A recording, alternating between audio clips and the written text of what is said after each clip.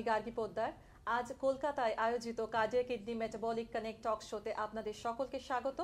আমাদের এই talk show এর প্রধান উদ্দেশ্য হলো কার্ডিয়াক কিডনি মেটাবলিক ডিজিজ সম্পর্কে আপনাদেরকে সচেতন করা, কারণ সম্প্রতিকালে দেখা যাচ্ছে যে sudden heart attack, kidney problems এবং ডায়াবেটিসের মতন রোগ বেড়ে চলেছে। তো এই বিষয়ে আরো আলোকপাত করার জন্য আমাদের সঙ্গে স্টুডিওতে আজকে উপস্থিত হয়েছেন ডক্টর প্রদীপ সাহা। ডক্টর, আপনাকে স্বাগত জানাই আমাদের অনুষ্ঠানে। ডক্টর, প্রথমেই আপনাকে বলবো আপনি যদি আপনার সম্পর্কে দু চার কথা আমাদের বলেন। আমি ডক্টর প্রদীপ শাহ, আমি কনসালটেন্ট কার্ডিওলজিস্ট, ডিএম কার্ডিওলজি। আমি উপস্থিত এসএসকেএম হসপিটালের সঙ্গে অ্যাটাচড। এছাড়া আমি Bellevue clinic, BM Birla hospital এবং চার্নক হসপিটালের সঙ্গে অ্যাসোসিয়েটেড।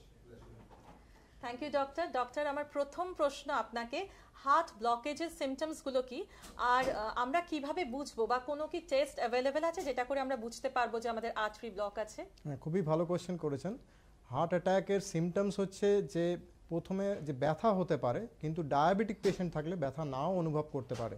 তো সেই জন্য যদি ব্যথা হয়, সে ব্যথাটা হচ্ছে বুকের মাঝ বরাবর হতে পারে, বুকের মাঝ বরাবর পেছনে ব্যথা হচ্ছে এবং ডান কাঁধে বা বাঁ কাঁধে ব্যথাটা যাচ্ছে এবং ওপরের চোয়াল বা পেটের নাভির উপর অবধি ব্যথাটা অনুভব করতে পারে। সেই জন্য বাঁ কাঁধে আমাদের মনে হয় যে আমাদের ধারণা আছে যে বাঁ দিকে হার্ট মানে বাঁ কাঁধে ব্যথা হবে, ডান কাঁধে হবে না। কিন্তু ডান কাঁধেও যদি শুধু ব্যথা হচ্ছে কোনো ডান কাঁধে, বা চোয়ালে ব্যথা, দাঁত তুলতে গেছে, সেখান থেকেও আমরা দেখেছি যে হার্ট অ্যাটাকের লক্ষণ হতে পারে।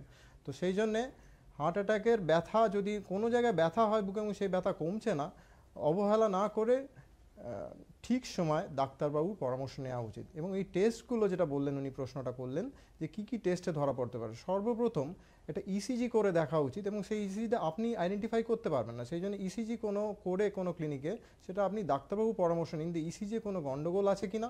তারপরে যদি পারা যায় একটা নিদানপক্ষে একটা ইকোকার্ডিওগ্রাফি, একটা কার্ডিয়াক মার্কার আছে ট্রপটি বা ট্রোপোনিন আই বা সিপিকে এই মার্কারগুলো যদি ডাক্তারবাবু পরামর্শ দেন, সেই ডাক্তারবাবুর পরামর্শে করা যেতে পারে। এছাড়া যদি কোনো পেশেন্টের সাসপিশন থাকে, তার ক্ষেত্রে সিটি করোনারি অ্যাঞ্জিওগ্রাফি অবধিও করা যেতে পারে দেখার জন্যে।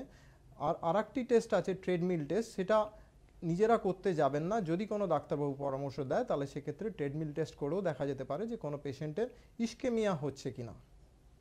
ডক্টর, আমার পরবর্তী প্রশ্ন, হার্ট অ্যাটাকের যে ব্যথা এবং নর্মাল যে গ্যাস্ট্রিক প্রবলেমের ব্যথা, এই দুটোর মধ্যে আপনারা ডিফারেন্সিয়েট কি করে করেন, বা আমরা কি করে বুঝবো? আমাদের অ্যাঙ্কর খুবই ভালো আরেকটি প্রশ্ন করেছেন, সেটা হচ্ছে যে কি করে ব্যথাটা হার্ট অ্যাটাক না গ্যাস্ট্রিক ব্যথা চিহ্নিত করব। তো এই ব্যথাটা আমাদের হার্ট অ্যাটাকের ব্যথা, যেরকম বললাম, ব্যথাগুলো কিন্তু যে কোনো কাঁধে বা চোয়ালে বা পেটের ওপর দিকে অবধি যেতে পারে, কিন্তু এটা প্রথম দিকে গ্যাস্ট্রিক ব্যথা ওইভাবে দেখে বোঝা যাবে না। বিশেষ করে ডায়াবেটিক পেশেন্টের ক্ষেত্রে তো আরোই ধারণা করতে পারবেন না। আমার মনে হবে সবারই মনে হয় যেখানে প্রথম ব্যথা মানে এটা গ্যাস্ট্রিক ব্যথা, আমি এটা কিছু অ্যান্টাসিড ধরনের খেয়ে নেব। সেই জন্য যদি ব্যথাটা হচ্ছে এবং আপনি 15 মিনিটসের মধ্যে আপনি কোনো অ্যান্টাসিড খেয়েছেন, কমছে না, তাহলে এটাই পরামর্শ যে আপনি নির্দিষ্ট একটি ক্লিনিকে বা ডাক্তারবাবু পরামর্শ নিয়ে একটা ইসিজি করে দেখুন নিদানপক্ষে, যে ইসিজিতে কোনো গণ্ডগোল আছে কিনা। কেন বিশেষ করে ডায়াবেটিক পেশেন্ট যেহেতু ব্যথা অনুভব করেন না, হয়তো অনেকটাই দেরি হয়ে যায়, সে যখন ক্লিনিকে গেল সে দেখা গেল যে অ্যাডভান্সড একটা কার্ডিয়াক অ্যাটাক হয়ে গেছে, সেক্ষেত্রে খুব বিপজ্জনক এবং সংকটজনক হতে পারে। ডক্টর, আমাদের যারা দর্শক বন্ধু রয়েছে তাদের জন্য কোনো পরামর্শ?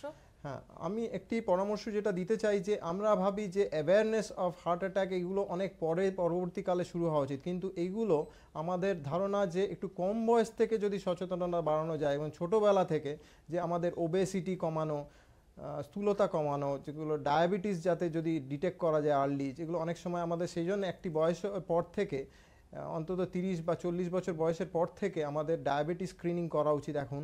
এবং ফুড হ্যাবিটস, যে ফাস্ট ফুড, জাঙ্ক ফুড খাওয়া, এগুলো ত্যাগ করা উচিত। এবং স্মোকিং, অ্যালকোহল, এটা স্মোকিংকে তো বর্জন করাই উচিত, এবং অ্যালকোহলও যদি খেতেই হয় খুব রেস্ট্রিক্টেড ইয়েতে খাওয়া উচিত। অ্যালকোহলকেও বর্জন করতে পারলে খুবই ভালো হয়। তো আর এক্সারসাইজ, যদি কেউ এক্সারসাইজের দিকে সচেতন হয়, তার ক্ষেত্রে এই হার্ট ডিজিজগুলো হওয়ার সম্ভাবনা অনেক কম। তবে একটা ব্যাপার আছে যে জেনেটিক ফ্যাক্টর, সেক্ষেত্রে আপনি যতই হয়তো সচেতন হন, যাই হন, হয়তো সেগুলো একটা ফ্যাক্টর রয়েই যাচ্ছে তার হার্ট অ্যাটাক হবার, সেগুলো আমরা আনঅ্যাভয়েডেবল। তো সেরকম আছে modifiable risk factor and non modifiable. তো যেটা আপনি মডিফাই করতে পারবেন সেটা আপনাকে মডিফাই করতে হবে, যেটা আপনার হাতে নেই সেটা আপনার কিছু করণীয় নেই। সেটা সেই জন্যে আর্লি মাঝে মাঝে চেক আপ করা এবং ডাক্তারবাবুর পরামর্শ নেয়। Every annual check up is must nowadays. একদম ডক্টর, অনেক অনেক ধন্যবাদ। আপনি আমাদের আজকে অনেক গুরুত্বপূর্ণ তথ্য দিয়েছেন। এরকমই গুরুত্বপূর্ণ তথ্য পাওয়ার জন্য অবশ্যই আমাদের সঙ্গে যুক্ত থাকুন। লগ ইন করুন cardiac kidney metabolic connect page এবং দিল সে দিল তক হেলদি হার্ট পেজ আমাদের ইউটিউব, টুইটার, ফেসবুক আর ইনস্টাগ্রামে। ধন্যবাদ, সকলে ভীষণ ভালো থাকুন।